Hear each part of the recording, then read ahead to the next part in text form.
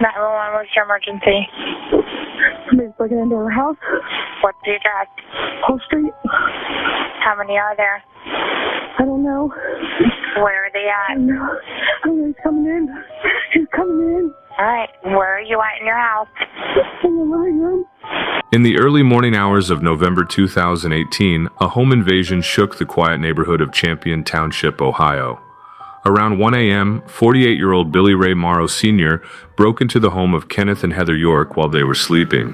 What followed was a terrifying encounter that could have ended very differently had it not been for the family's quick response and their dogs.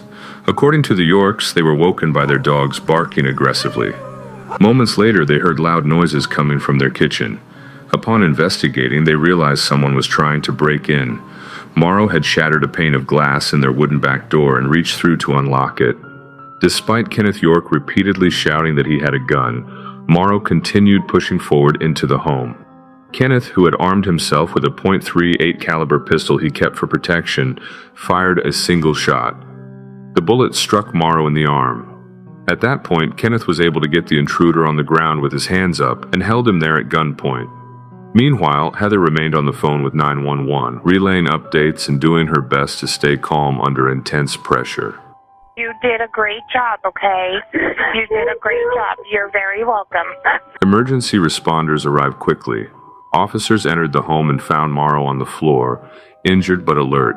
He was transported to the hospital for treatment and later booked into Trumbull County Jail, still wearing his hospital gown. He was officially charged with aggravated burglary. Investigators later revealed that Morrow had a long criminal history, including prior offenses involving theft and break-ins.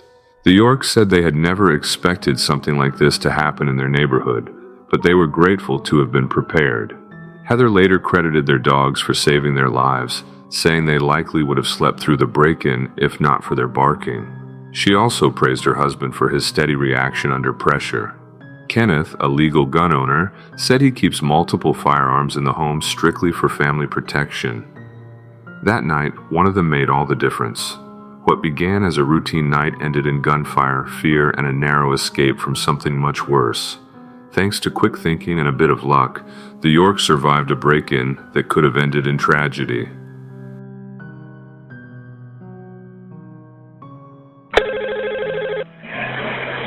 Allegheny County 911, address to the emergency. My two sons, I think that they've drowned in our bathtub. You're welcome. What's the address, ma'am? Saratoga Drive. What city, township, or borough?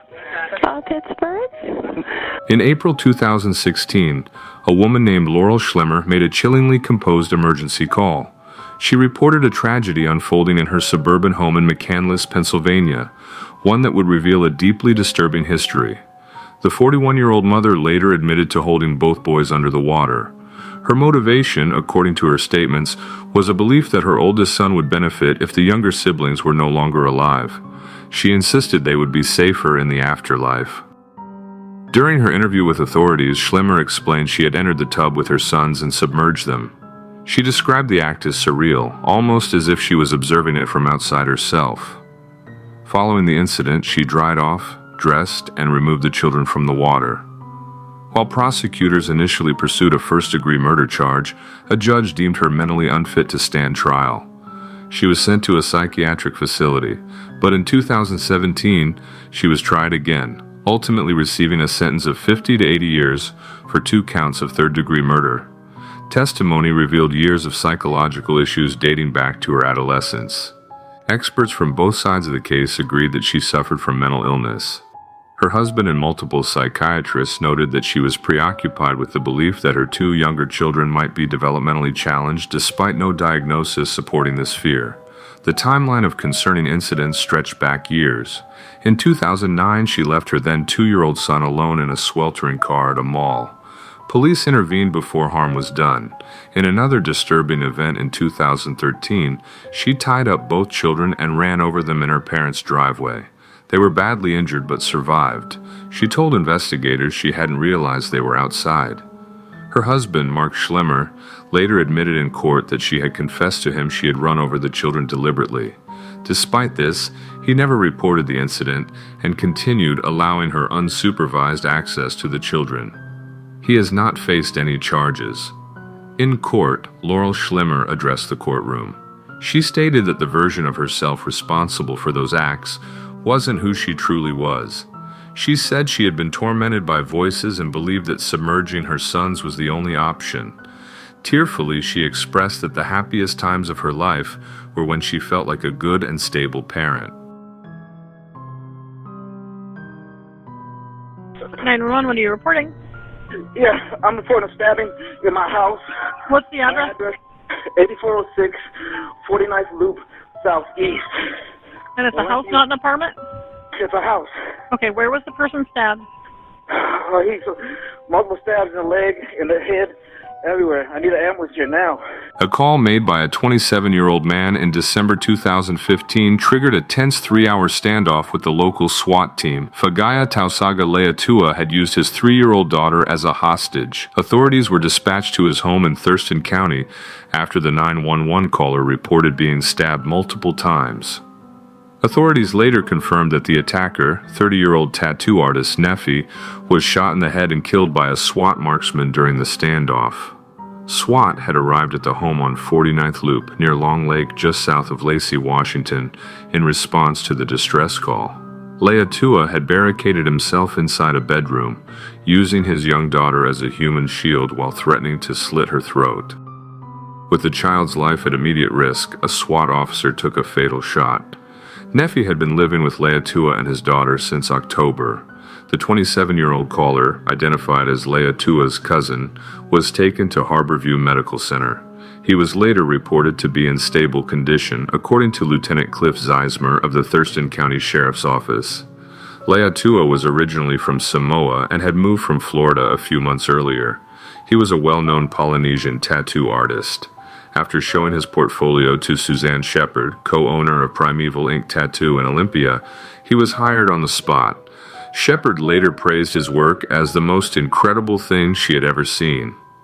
He worked at the shop through most of November, but then abruptly stopped showing up. Reflecting on the news of his death, Shepard was shocked. "He was just the sweetest soul," she said. "He would have never harmed that child for the world. He talked about her all the time." The child was safely taken into the custody of her mother.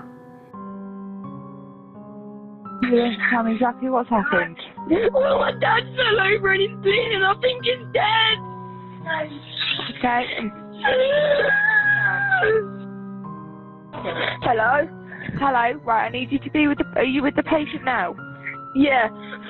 Okay, right, listen carefully. I'm going to tell you how to do resuscitation. Okay, make sure he's flat on his back on the ground. He already is. I think he's fell on his back. I think he broke his nose. In February 2015, a young boy named Joshua found himself in an unimaginable situation. His father, Tommy, collapsed from a heart attack in their Leicester home. With quick thinking and courage beyond his years, Joshua called 999, hoping to save his father's life. Joshua, although terrified, did not panic. With clear-headed thinking and the help of the 999 operator, he performed chest compressions to keep his father alive, even though he initially feared the worst. He continued to follow the instructions, all while sobbing and trying to stay focused. When the paramedics finally arrived, they were able to use a defibrillator and chest compressor to stabilize Tommy. But Joshua's quick actions and unshakable courage had already given his father a fighting chance. Later, Joshua shared how important it is for every child to know what to do in an emergency. He said, "You never know what could happen. You could save lives." Tommy was rushed to the hospital, placed into an induced coma, and diagnosed with myocarditis, a condition that can cause sudden heart failure. Since then, a defibrillator was implanted in Tommy's chest to help prevent his heart from stopping again. Tommy, ever grateful, expressed how proud he was of his son, stating that he would not be alive today without Joshua's quick thinking. Joshua, filled with emotion, thanked the paramedics for their help, saying simply, "Thank you. I am not ready to lose my dad yet." 911. that my baby's not breathing. Stay on the line. I'll connect you with our service. What's your address? 1321 East Illinois Street. Okay, we'll get all the help on the way. Stay on the line. On January 8, 2020, a heartbreaking call came in from a home on East Illinois Street in Evansville, Indiana. A mother, frantic and distraught, reported that her 3-month-old infant was unresponsive. The call would eventually lead to the discovery of a chilling and tragic reality. The infant's father, Jacob Bangert, would later be charged with his child's murder, accused of causing her death by inflicting severe blunt force trauma. When the 911 operator answered, they quickly gathered the essential details, working to keep the mother calm while dispatching emergency services. The mother, in a panicked state, described how she had left for work the previous day, with the baby seemingly fine. Jacob Bangert, the father, had told her that their infant had fallen out of bed during the night, but appeared to be fine when she left. When she returned home, the baby was unresponsive and not breathing. When first responders arrived, they were met with a scene that would haunt them for years. The baby had passed away, and further investigation revealed a disturbing pattern of injuries. Facial bruising, signs of blunt force trauma, and burns that appeared to be from cigarettes were found on the baby's chest, feet, and hands. The injuries were far beyond what would be expected from an accidental fall, raising immediate suspicions of foul play. The mother, Chelsea Marksberry, would later confess that she and Jacob Bangert had been using heroin while caring for their children, including the infant and their 2 other children, aged 4 and 11. Investigators described the case as one of the most disturbing they had encountered, with the sheer brutality of the abuse shocking even the most seasoned officers on the scene. Marksberry was arrested and charged with neglect and reckless supervision, facing serious charges related to her failure to protect her child from harm. Jacob Bangert was apprehended shortly after the community identified him. After being taken into custody, he was sentenced to 65 years in prison in November 2020 for the brutal murder of his child. Marksberry's trial began in July 2021. Despite her confession to the authorities, the legal proceedings continued, highlighting the complexity of the case and the need for accountability in the face of such a senseless tragedy.